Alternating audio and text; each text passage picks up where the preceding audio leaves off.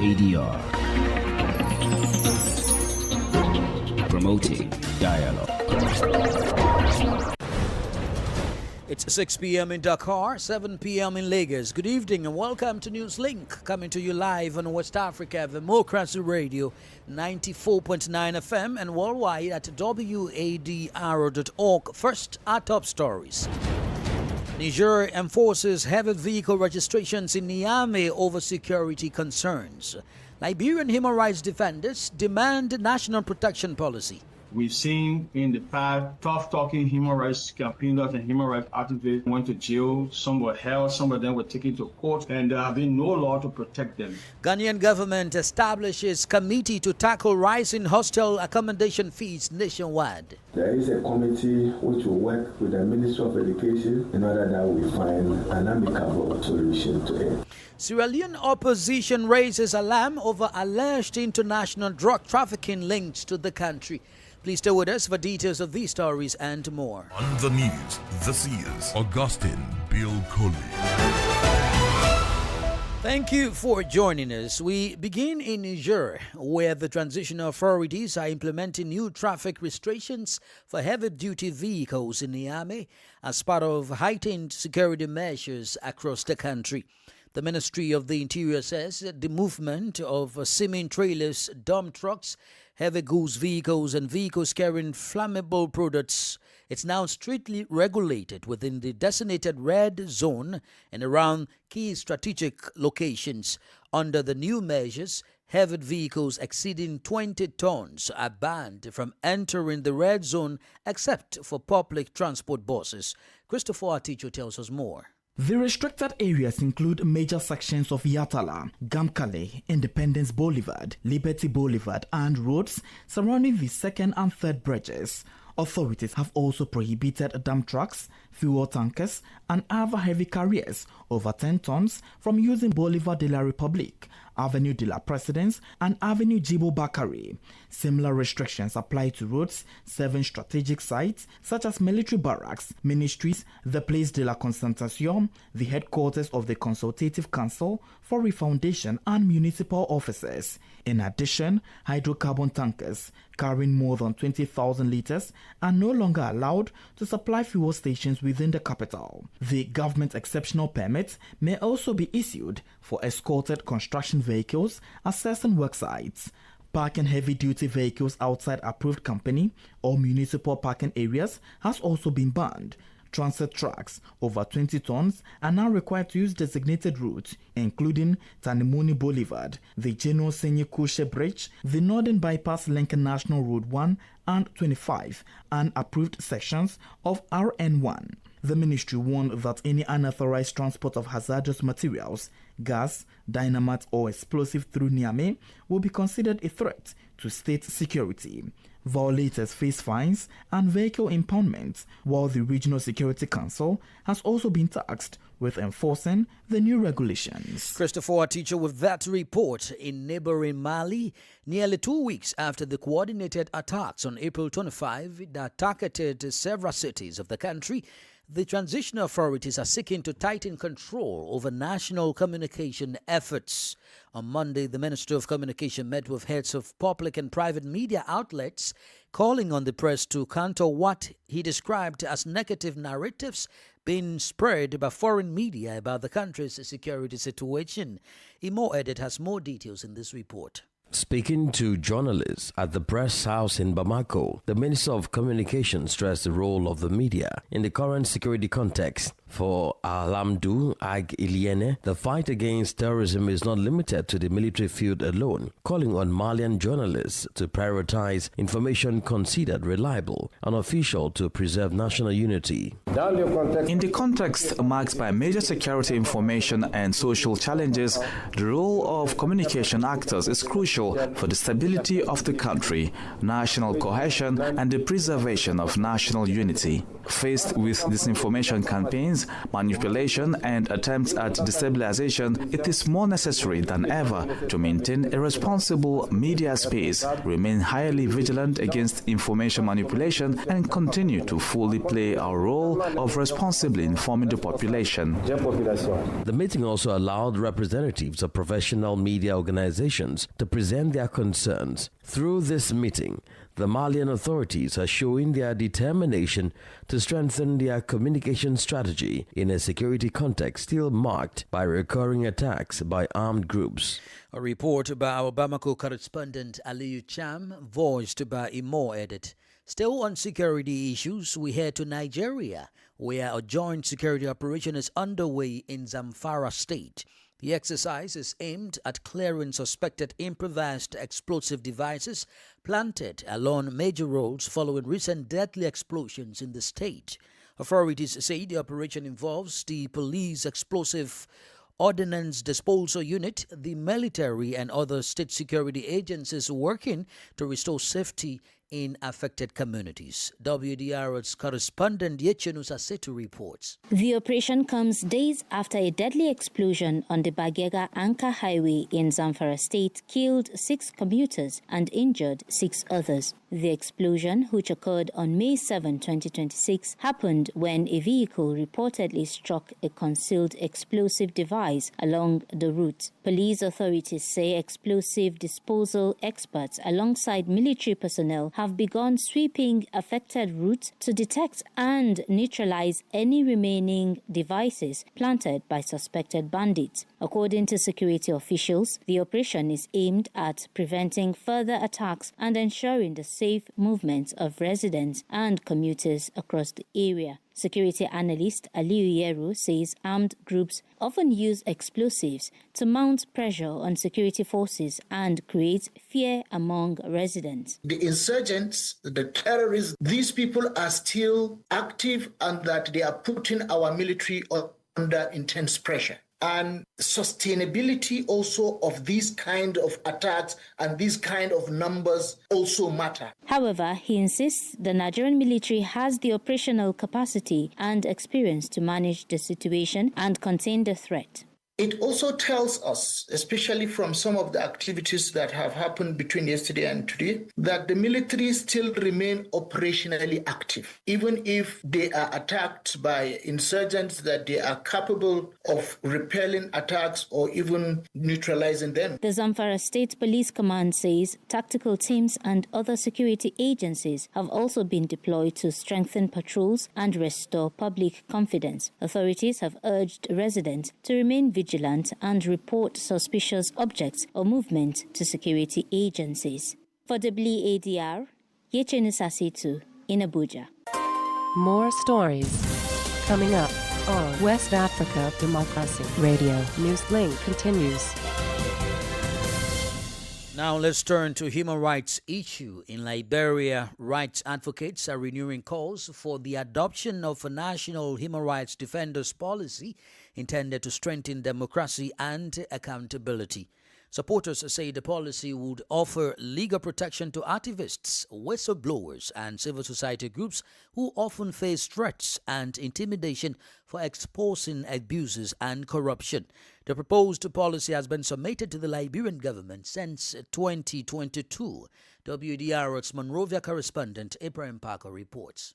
The Liberia Coalition of Human Rights Defenders is renewing calls for the Liberian government to adopt a national human rights defenders policies aimed at protecting activists and civil society actors. Speaking on the proposed framework, Adaman Dempster, Secretary General of the Civil Society Human Rights Advocacy Platform of Liberia, said human rights defenders have long operated without legal protection. We've seen in the past tough-talking human rights campaigners and human rights activists. Some of them went to jail, some were held, some of them were taken to court, and there have been no law to protect them. Moving forward in this dispensation, we thought that since Liberia is a party, a member and signatory to the Human Rights Defenders Declaration that was adopted in 1998, it is on the government's shoulder to draft laws or policy in place that will protect all human rights defenders. He noted that the policy process began in 2022 with support from the Office of the United Nations High Commissioner for Human Rights and international partners, and include measures to protect the defenders facing threats and intimidation. We did consultation in the counties. We brought everyone together to start a conversation on what could be a defined policy that will protect human rights defenders. So our effort from civil society is to bring up to speed that the government will have something to work on to be able to pass and protect all human rights defenders. The coalition says countries such as Sierra Leone, Guinea, and Cote d'Ivoire already have similar protections in place, urging Liberia to do the same. For Newslink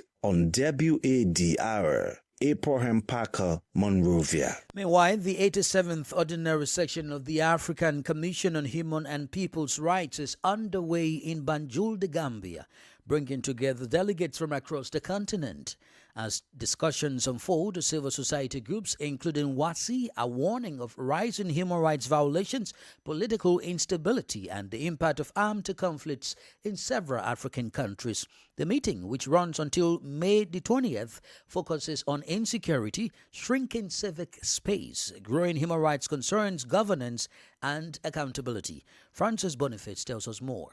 The 87th Ordinary Session of the African Commission on Human and People's Rights is underway in Banjul, bringing together state representatives, civil society organizations, diplomats, and human rights advocates from across Africa. Gambia's Attorney General and Minister of Justice, Dauda Jallow, officially opened the session. The spirit of Banjul must travel far beyond these halls. The legacy of this commission will be measured not by the sophistication of its resolutions, but by the protection it delivers to the ordinary African women and children. May this 87th session be bold in its decisions, honest in its assessments, and precise in its demands. The public session serves as one of Africa's key platforms for reviewing the state of human rights on the continent and examining countries' commitments under the African Charter for Human and People's Rights. Idrissa Sow is chairperson of the Commission. Commission, through my voice, would like to reaffirm its commitment to enhance its cooperation with the Peace and Security Council of the African Union, and in that regard to continue its monitoring system and fact-finding system as was done in Sudan, with a view to ensure that the civilian victims are catered for. This year's discussions are expected to center on growing insecurity across parts of Africa, restrictions on civic space, democratic governance, and the protection of vulnerable groups, including women and human rights defenders. Dr. Zainatu Ajiman Rollins, second vice president of the Pan-African Parliament, also addressed the gathering. At the same time, however, we are also witnessing something very powerful across the continent. Citizens are demanding accountability. Young people are insisting on inclusion. Women are leading peace-building efforts in their communities, and ordinary Africans continue to believe in the promise of democracy and a more united continent. And this is why the work of the African Commission on Human and People's Rights remains so important. The 87th Ordinary Session of the African Commission on Human and People's Rights continues in Banjul until May 20th, with recommendations from the meeting expected to shape human rights advocacy and policy discussions across Africa. Francis Boniface with that report. Away from the Gambia, the Ghanaian government has constituted a committee to address growing concerns about the rise in hostel accommodation fees across the country. The committee comprises the Ministry of Education, the Ghana Education Service, and university authorities. Education Minister Harunan Idrisu made the announcement this Tuesday and cautioned that private partnerships in hostel development must not resort in exorbitant charges for students. He said there are ongoing public concerns about adjustments to hostel fees and explained that the committee will continue on consultations aimed at reaching an amicable solution to the situation.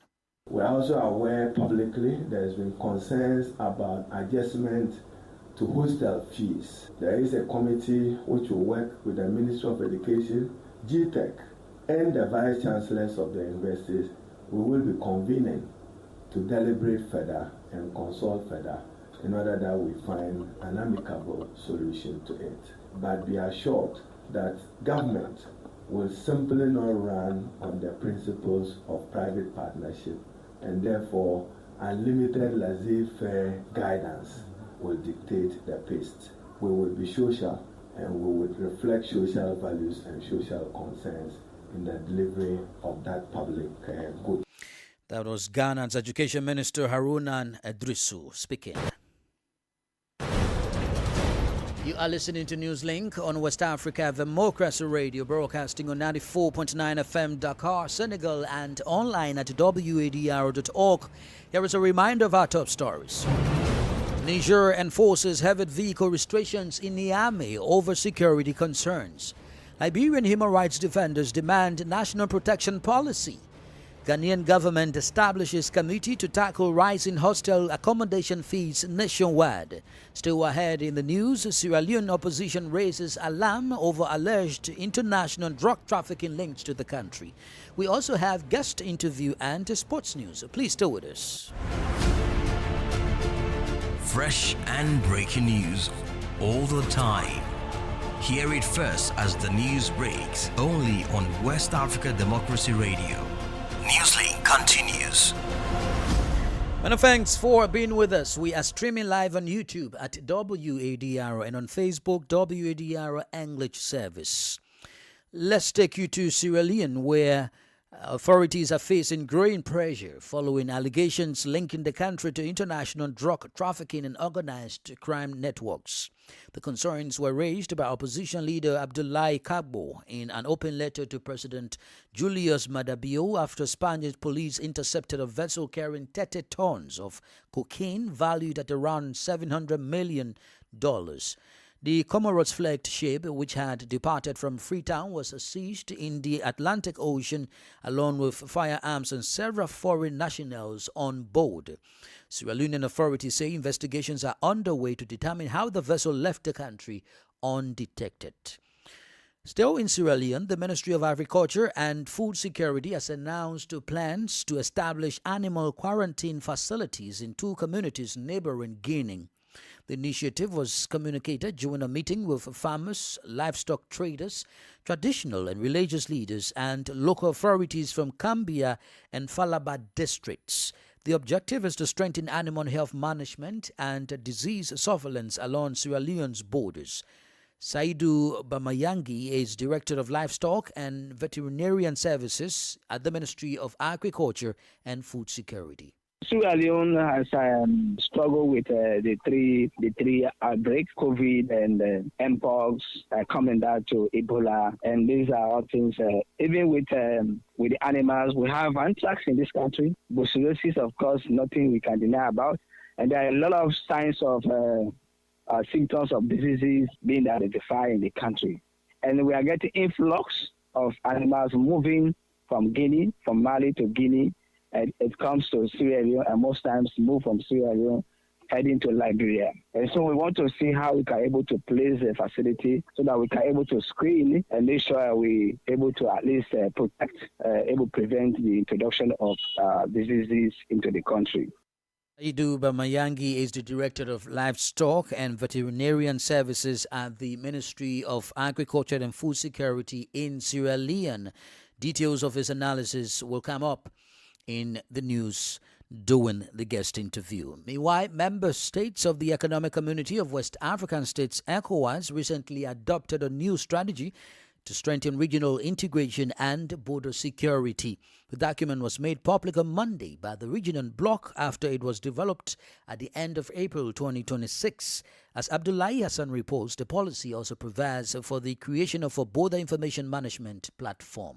With support from the International Organization for Migration, ministers in charge of Interior, Immigration and Border Management from across the Economic Community of West African States met in Abidjan late last month to discuss regional border security and migration management. The meeting led to the launch of a new regional strategy aimed at strengthening integration and improving border security cooperation among member states.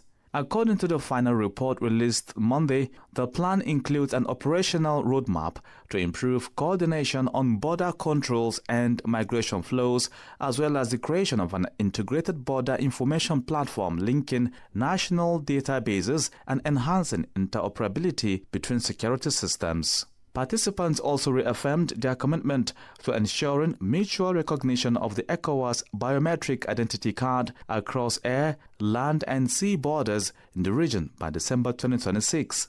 Regional officials say the initiative is expected to boost the free movement of people while reinforcing regional cooperation in addressing migration and security challenges across West Africa. Abdullahi Hassan reporting there. French President Emmanuel Macron has announced 23 billion euro in investment commitments for Africa at the Africa Forward Summit in Nairobi, Kenya. The announcement comes as France seeks to redefine its relationship with the continent. Here is the French President speaking. Et donc je voulais simplement vous annoncer aujourd'hui que à travers cette mobilisation, tout ce qui a été fait. And so, I simply wanted to announce today that through this mobilization and all the work that has been done, there are already very concrete results for the African continent. Today, thanks to your efforts and the initiatives undertaken, 23 billion euros in investments have been announced for Africa. This includes 14 billion euros from French companies, major corporations, mid-sized firms and small and medium-sized enterprises investing across the continent. I would like to commend all the business leaders present here today who are investing not only in Kenya but across all the countries represented here. These investments are expected to create more than 250,000 direct jobs in both France and Africa. Plus de 250,000 emplois directs en France et en Afrique. French President Emmanuel Macron speaking at the Africa Forward Summit in Kenya. Politics, Analysis on major news, social matters, and all. This is A Guest. We take you back to Sierra Leone, where the Ministry of Agriculture and Food Security has announced plans to establish animal quarantine facilities in 2 communities in neighboring Guinea.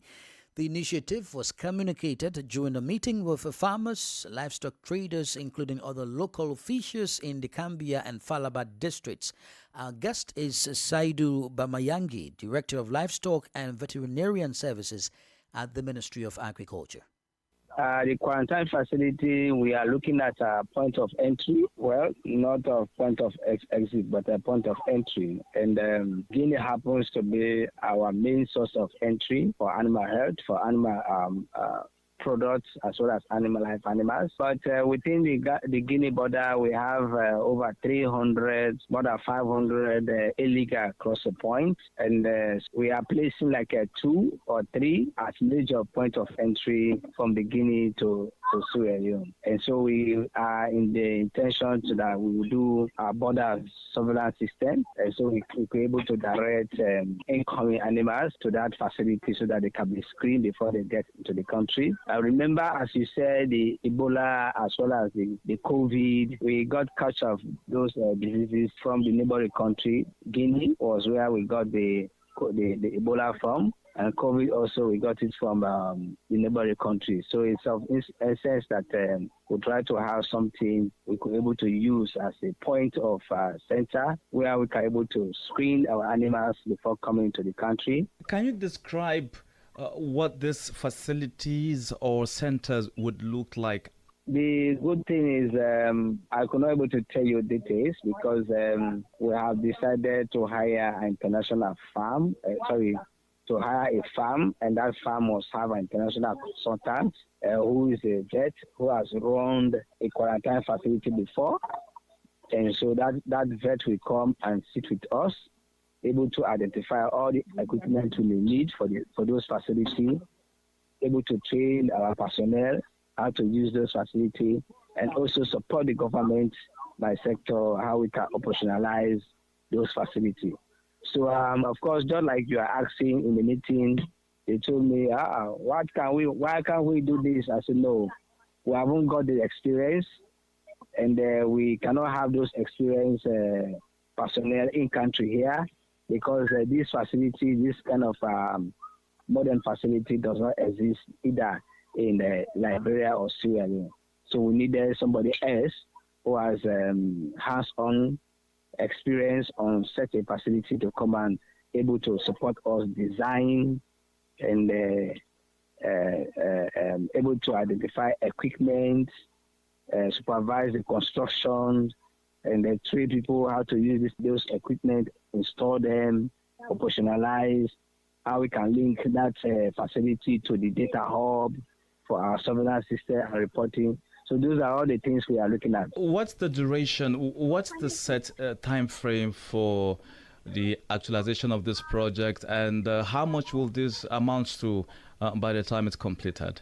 We are doing 3, but out of the 3, we are able to advance election and engagement meeting just recently for 2, which we had problem with the 1. But each of the facilities we are looking at around tentatively we are putting around $250,000 for one facility, and that's not the operationalization. So for just the construction is about $250,000, which we have placed aside, and that's it will be reviewed based on the consultant, because the consultant will be coming to look at the consultant as well as the farm that is coming to do a survey, do assessment, bid of quantity, and may come up with a realistic design as well as costing, and then that budget will be reviewed and probably to able to support the construction as well as the operationalization.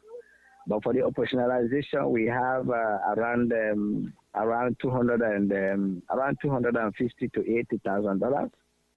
Saidu Bamayangi is the Director of Livestock and Veterinarian Services at the Ministry of Agriculture and Food Security in Sierra Leone. And now for sports, Senegalese lawmakers have adopted a new sports code, replacing the 1984 charter in a near unanimous vote with 136 in favor, 1 abstention, and no opposition. The reform is designed to modernize and strengthen the country's sports sector, aligning it with the current needs in governance, professionalism, and development. Presented by Sports Minister Kadi Janigay as a historic opportunity, the law establishes sports as a public service involving the state, local authorities, and private actors. It introduces stronger governance tools such as accreditation system, performance agreements, and a national high-level sport commission to boost transparency and accountability. The code also promotes the professionalization of sports by recognizing sports companies, agencies, and leagues with the aim of growing the sports economy and creating jobs. Now, on a side note from the NBA, the world is mourning the death of Memphis player Brandon Clark. Memphis Grizzlies forward Brandon Clark passed away at the age of 29 this Tuesday. The reason for his death is yet to be known. And that's the latest in the world of sports. With that, we've come to the end of this edition of Newslink on West Africa, Democracy Radio, broadcasting on 94.9 FM, Dakar, Senegal, and online at wadr.org. Thank you for listening, and many thanks to Mustafa Sek and Maudu Ju for the technical assistance. To interact with us via our social media platforms X, Instagram, and Facebook at WADR English. I am Augustine Curley. Good evening. We thank you for listening to Newslink in Nigeria on Love FM Abuja and Darling FM Owerri. In the Gambia on Hot FM Banjul, Hilltop FM and Veritas Radio in Serekunda. Thank you for listening on Alternative Youth Radio Lofa County, Liberia, Radio Kegaman in Nimba County, and DCN Radio Riverses County. A big thank you to Radio Graft FM in Sierra Leone for listening, and in Ghana we thank Radio Pad in Damango and Royals FM in Wenchi. Thank you all for listening to Newslink.